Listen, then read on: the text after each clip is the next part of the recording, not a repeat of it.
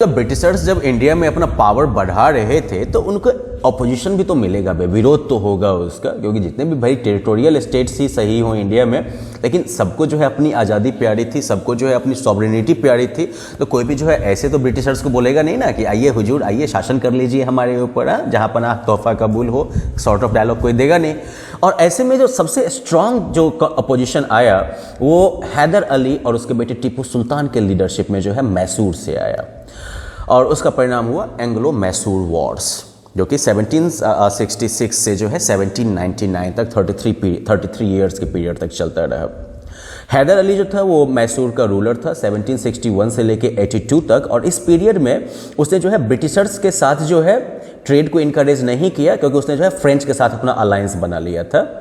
उसके बेटे टीपू सुल्तान ने भी जो है ब्रिटिशर्स के साथ जो है ट्रेड को इनकरेज नहीं किया, और इस दुश्मनी की वजह से जो है 4 एंग्लो मैसूर वॉर्स हुए। ठीक है, मैसूर और ब्रिटिशर्स के बीच में 1766 से लेके 1799 तक।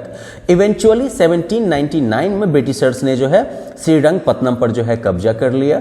टीपू सुल्तान जो है वो शहीद हुआ उस युद्ध में, और इस मैसूर विजय के बाद जो है ब्रिटिशर्स का जो है कह सकते हो कि ज़्यादातर इंडिया में जो सुप्रीमेसी है वो कायम हो गया। जिस तरह से मैसूर में जो है ब्रिटिशर्स का अपोजिशन हो रहा था, उसी तरीके से मराठास जो थे वो भी जो है ब्रिटिश पावर का जो है विरोध कर रहे थे। और ब्रिटिशर्स जो थे वो एक्चुअली मराठास को जो है अपने इंडियन एम्पायर बिल्डिंग में जो है सबसे बड़ी बाधा के तौर पर देखते थे, और इसलिए जो है उनकी कोशिश थी कि जब भी मौका मिले इनके पावर को जो है कमज़ोर करना है। और उनको ये मौका बहुत जल्दी मिला पेशवा माधवराव की मौत के बाद 1772 में। मराठास और ब्रिटिशर्स जो थे उन्होंने टोटल जो है 3 युद्ध लड़े, 3 एंग्लो मराठा वॉर्स हुए, इससे पहले कि ब्रिटिशर्स जो थे वो मराठा किंगडम पर कब्जा कर पाए। ब्रिटिशर्स जो थे उन्होंने क्या किया कि रघुनाथ राव माधवराव के मरने के बाद जो है, जो पेशवा माधवराव के मरने के बाद ब्रिटिशर्स ने जो है रघुनाथ राव के दावेदारी को सपोर्ट कर दिया।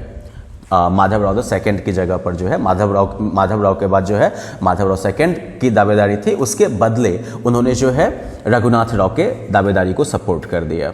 ठीक है, माधवराव जो थे वो बेसिकली बहुत छोटे बच्चे थे पेशवा के, लास्ट पेशवा के। अब इसके बाद जो है पहला एंग्लो मराठा वॉर शुरू हुआ, जहाँ पर कि ब्रिटिशर्स जो थे वो जो है ब्रिटिशर्स को फोर्स किया गया, हरा के ब्रिटिशर्स को फोर्स किया गया कि वो माधवराव सेकंड को जो है पेशवा माने। लेकिन नाना फडणवीस जिन्होंने कि पहले एंग्लो मराठा वॉर में जो है लीड किया था मराठा आर्मी को, ठीक है ना, उनकी मौत के बाद, Nana Phadnavis, remember this name, उनके डेथ के बाद जो है मराठास के बीच में ही युद्ध शुरू हो गया। उनके बीच में ही जो है आपस में झगड़ा होने लगा, नहीं हमको पावर चाहिए, हमको पावर चाहिए।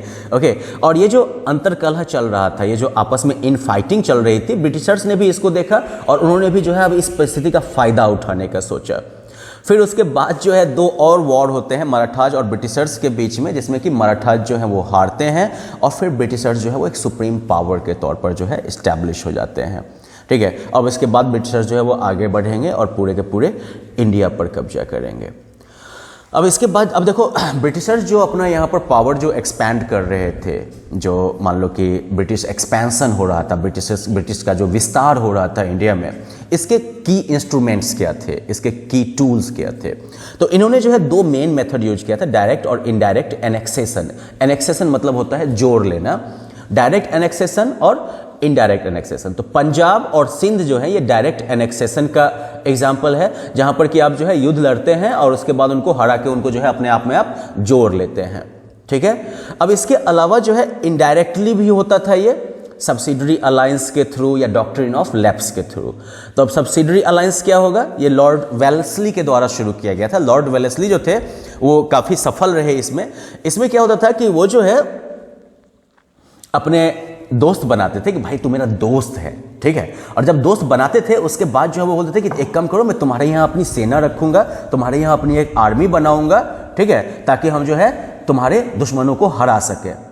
इसके बदले में वो पैसा नहीं लेते थे, लेकिन धीरे धीरे उसके पूरे जगह पर कब्जा कर लेते थे। जो एक ब्रिटिश ऑफिशियल वहां पर जो है राजा के कोर्ट में रहता था, जिसको कि रेसिडेंट कहा जाता था, ठीक है। और जब तक ब्रिटिशर्स परमिशन ना दें, अब वो जो दोस्त होगा सो कॉल्ड, वो किसी और के साथ जो है कोई भी रिलेशन मेंटेन नहीं कर सकता था। तो समझे कि नहीं, गले में हाथ डाल के दोस्ती के नाम पर और गला ही दबा देना। जो स्टेट्स इस तरीके से ब्रिटिश कंट्रोल में आए उसमें थे हैदराबाद 1798 और 1800 में, तंजौर, अवध, ग्वालियर, इंदौर, उदयपुर, जयपुर एंड जोधपुर। फिर दूसरा जो तरीका था इनका डॉक्ट्रिन ऑफ लैप्स, ये लेके आए थे लॉर्ड डलहौजी। ये जो है इंडिया में गवर्नर जनरल बन के आए थे 1848 में, और इन्होंने जो है डॉक्ट्रिन ऑफ लैप्स के थ्रू जो है ब्रिटिश रूल को, ब्रिटिश पावर को, ब्रिटिश कंट्रोल को इंडिया में बढ़ाया। अब इंडिया में जो है हर एक हिंदू राजा को जो है ये राइट था कि वो जो है एक पुरुष, एक मेल चाइल्ड को अडॉप्ट कर सकता है अपने उत्तराधिकारी के रूप में, अगर उसको अपना कोई बच्चा, अपना कोई उत्तराधिकारी नहीं होता है। HEIR, एयर का मतलब होता है उत्तराधिकारी। ओके, तो कोई अगर नेचुरल एयर नहीं हुआ, मतलब कि अपनी पैदाइश का कोई अगर उत्तराधिकारी नहीं हुआ, तो वह किसी और को गोद ले सकता है, अडॉप्ट कर सकता है।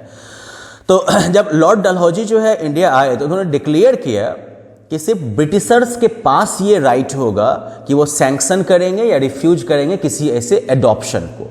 तो मतलब ठीक है, आप जो है अडॉप्ट करते हैं, ठीक है, लेकिन वो एडॉप्शन जो है वो वैलिड है कि इनवैलिड है, ये आप नहीं जज करिएगा, ये ब्रिटिश करेंगे। ठीक है, तो इस तरीके, और किसी भी डिपेंडेंट इंडियन रूलर में, और अगर वो रिफ्यूज करेंगे इस केस में जो है उस टेरिटरी को सीधा जो है ब्रिटिश टेरिटरी के अंदर जो है एनेक्स कर दिया जाएगा, जोड़ दिया जाएगा। अब इसके एग्जाम्पल्स में आपका सतारा हो गया, जैतपुर और संभलपुर हो गया, उदयपुर, झांसी, नागपुर, ये सब जो थे वो डॉक्ट्रिन ऑफ लैप्स के तहत जो है ब्रिटिश एम्पायर का हिस्सा बन गए। फाइनली एनेक्सेशन ऑफ अवध की बात करते हैं। तो 1856 में लॉर्ड डलहौजी ने जो है अवध को जो है शामिल कर लिया और वाजिद अली शाह को जो है हटा दिया। लॉर्ड डलहौजी ने जो है ये आरोप लगाया वाजिद अली शाह के ऊपर कि वो ढंग से जो है राज व्यवस्था नहीं चला रहे हैं, मिस गवर्नमेंट का आरोप लगाया गया नवाब वाजिद अली शाह के ऊपर। और ब्रिटिशर्स जो कि अच्छे एडमिनिस्ट्रेटर्स थे अपनी नज़र में खास करके, तो वो जो है क्या किए, उन्होंने जो है अवध को जो है फिर ब्रिटिश टेरिटरी के अंदर मिला लिया। तो इस तरीके से ये रहा आपका जो है expansion of British in India, and now we will look at like administration under the British quickly। अब मान लो कि चूंकि जो है काफ़ी ज़्यादा नए नए रीजन्स को इन्होंने जो है अपने अंदर जो है मिला लिया था, कंट्रोल कर लिया, मिला लिया था, ठीक है, तो इनको जो है अब एडमिनिस्ट्रेशन का भी सिस्टम एक सेटअप करना पड़ेगा ना भाई। सिर्फ जो है जगह बढ़ा लेना काफ़ी नहीं है, अब उसकी विधि व्यवस्था भी आपको स्थापित करनी पड़ेगी। अब चूंकि ब्रिटिशर्स का मेन गोल जो था वो था इंडिया से व्यापार करके पैसा कमाना और ज़्यादा से ज़्यादा प्रॉफिट कमाना ट्रेड के थ्रू, और उनके एडमिनिस्ट्रेशन का कहीं से भी ये फोकस नहीं था कि यहाँ के लोगों की भलाई हो, समझे कि नहीं। तो जो बनियागिरी वाला उनका पॉलिसी था, जो फोकस था, वो कभी नहीं बदला। उन्होंने जो है टेरिटोरियल गेन हासिल किया इंडिया में, उन्होंने जो है नए नए जगहों पर जो है कब्जा किया, धीरे धीरे पूरे इंडिया में वो फैल गए। उन्होंने जो है जो टेरिटोरियल फोर्सेस थे उनको डायरेक्ट और इनडायरेक्ट दोनों मेथड से जो है अपने अंदर मिलाया। डायरेक्ट वाले में तो हो गया ठीक है, जाके सीधा युद्ध किया, हरा दिया, चलो तुम मेरा हिस्सा बन गए।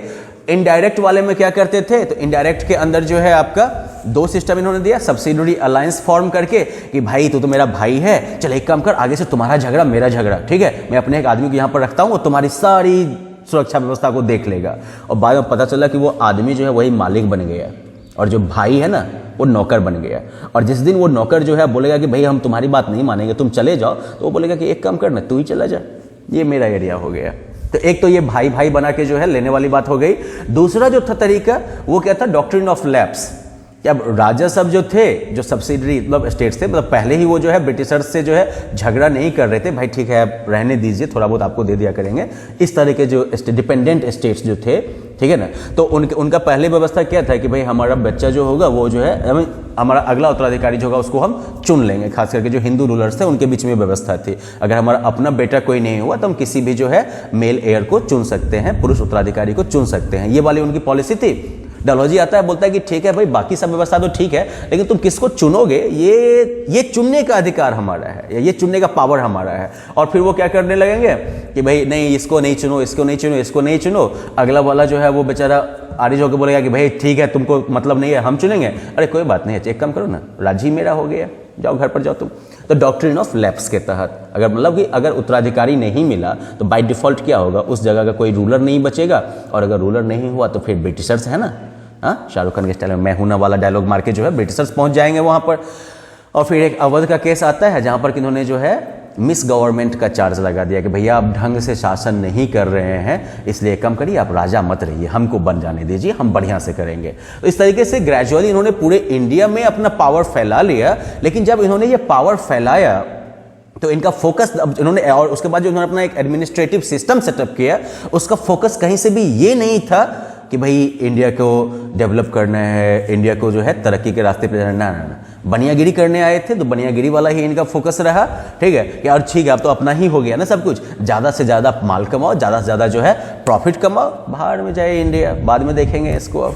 सो well that is it about this chapter. Okay, I guess you can like deal with the question answers at the end of it, but if you have any doubt you always know how to reach me, right? You have your class groups, so you can like contact and get the answers. Bye bye.